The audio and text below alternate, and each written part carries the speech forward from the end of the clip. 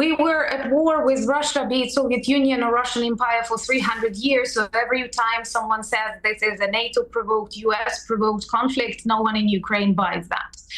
Another important point I don't hear others mentioning is that Russia is perhaps the weakest ever at this point. And Vladimir Putin is way more far away from the purposes, the tasks of his special military operation that he was in 2022.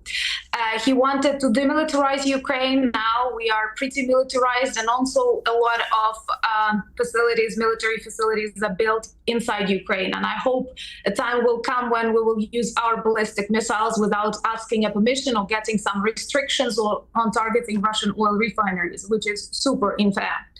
Also, back in 2022, Russia controlled not just more of the Ukrainian territory, but actually more of the Russian territory.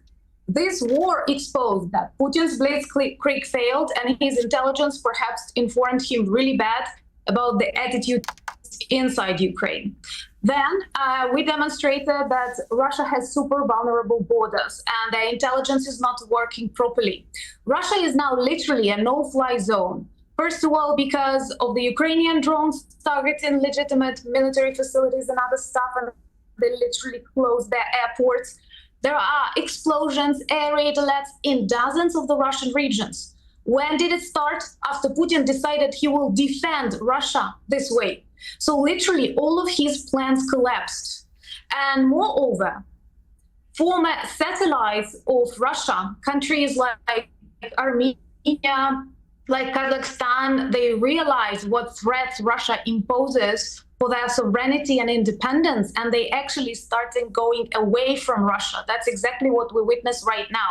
Nobody from the former Soviet Republic, the countries that Putin can consider as the future zones for his attacks, consider him strong enough. And right now they are actually for other alliances and unions, because Russia has already lost the control over Syria.